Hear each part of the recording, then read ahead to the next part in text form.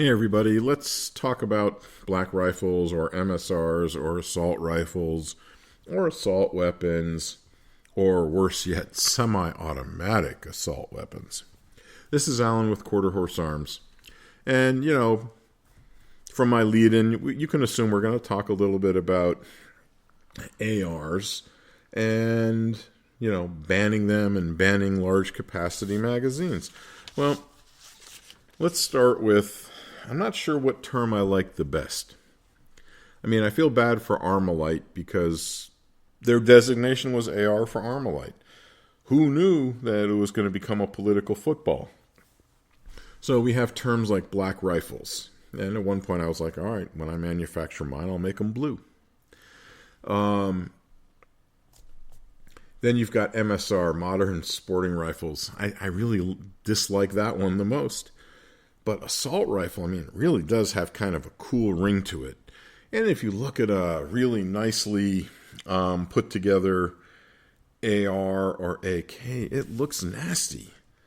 That's part of the attraction of it. It's not really a super nasty weapon. It just looks cool. So from a coolness factor, the weapon's got a black eye, so to speak. Okay, so let's talk about the ban. Or even banning assault rifles or the high-capacity magazines. 2023 study, just saw this in January. Part of it was a summary of a study a couple months earlier than that, where they were looking at, did banning assault rifles and, or assault weapons. I'm just going to, as much as I don't like the term assault rifle or assault weapon, I'll stick with it because everyone seems to like that one. So when they implemented a ban, did it have any impact on crime? No. Well, yes. When the ban went into effect, and I think it was 1994 or 96 to 2004, whatever the magic number was in there, banning the weapon just meant a fewer crimes were committed with those weapons. The amount of crimes didn't change. In fact, if anything, they went up. But banning that weapon platform had no effect. Okay, so that didn't work.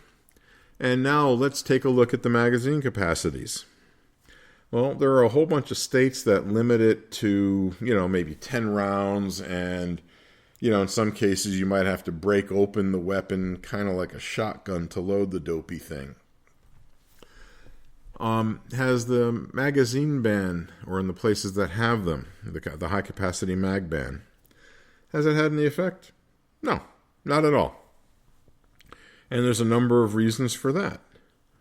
Well, assuming there is a high-capacity magazine ban, and you're a criminal, if I were a criminal, do you think I'd really give a damn what the law had to say about it? No. This is just politicking at its finest, meaning we're going to do something. Well, yes, I know you have to get reelected. Maybe I should run for office. But be that as it may, the bans did not work. Banning the weapons failed. Banning the high-capacity magazines failed. And I just saw one, I think it was about 2 weeks ago, Connecticut. Well, the first time you get caught with a high-capacity magazine, it's a $90 fine. The second time, it's a felony. So what's the object lesson? Don't let anybody know you have a high-capacity magazine. And, some genius in Connecticut has said, well, they don't usually put serial numbers on them. And I'm like, no shit. It's a piece of plastic or a piece of metal that holds bullets. Why would you put a serial number on it? All right, so let's continue forward as I go off on my slight tangents. Not only has there been no impact by banning these things, sales and manufacturing of the assault weapon platforms is going up. Why? Well, they're great weapons. The AR platform is an accurate rifle, and compared to most other rifle ammunitions, this ammo is very cheap, so that you can go out and shoot 50 rounds without feeling like you have to decide, gee, am I going to have to walk to work because I just fired off a tank full of gas equivalent or not?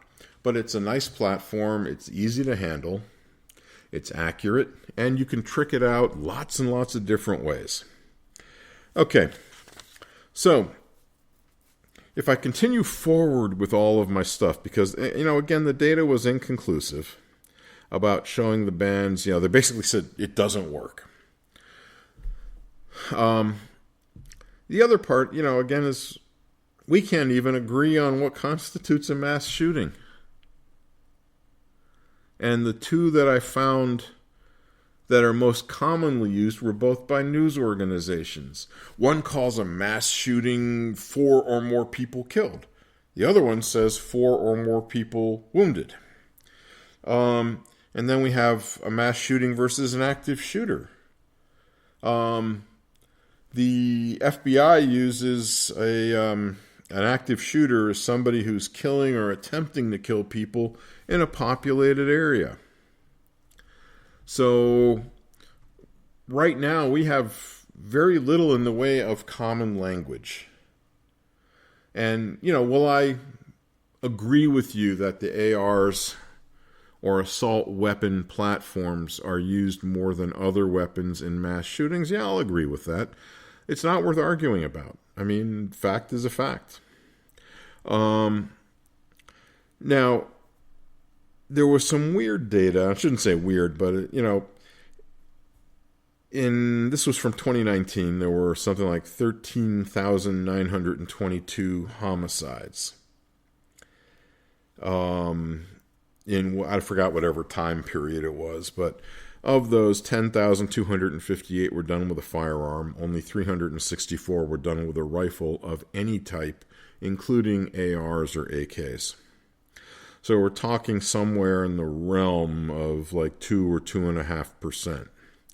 And of all the firearms, or all of the deaths, it was something, 6,365 handguns, 600 by physical assault, 1,476 using edged weapons, 200 by shotgun, 1,594 with an improvised weapon, poison, drugs, or explosives. And, to use explosives, you must be really pissed at that person. And then another 3,326 committed with an unknown firearm.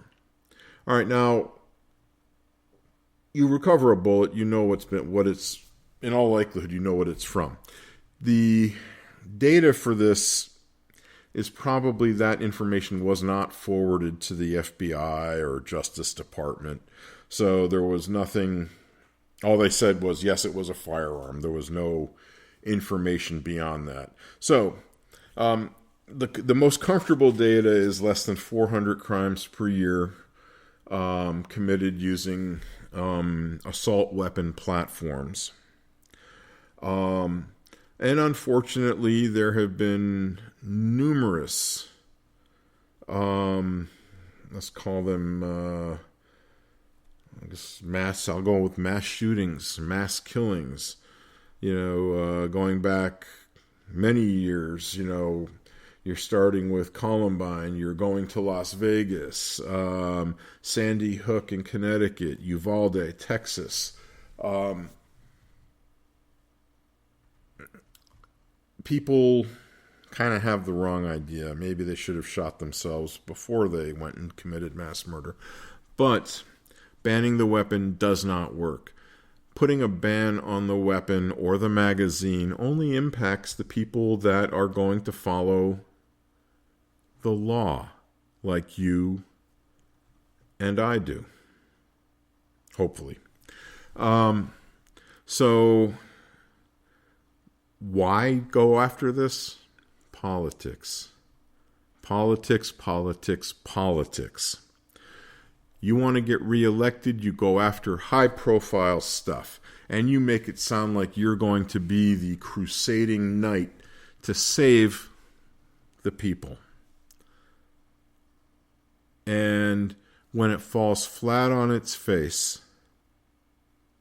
you can blame the other guy. So the Republicans get blamed for blocking gun control. The Democrats get blamed for trying to infringe upon people's Second Amendment rights. And the groups are so polarized, they haven't found a middle ground. So who winds up taking it in the shorts? The assault rifle owners. So, should they be banned? No. Should they be more heavily regulated? No. Why? What are you going to do? Make me double register it? I've already got a 4473 filled out. If it gets used in a crime, they can trace it back pretty quick. All right, so having said all that, the one thing that I walk away with in this is banning things doesn't work because the legitimate owners of those firearms are not using them for illegal purposes. And that's me sounding like a broken record again and again. Okay, so I look forward to hearing from you. You can call or send a text to 919-808-6480. You can email me at info@quarterhorsearms.com. Please check out our website at quarterhorsearms.com. This is Alan with Quarter Horse Arms in Snow Camp, North Carolina. You guys be safe out there. Bye.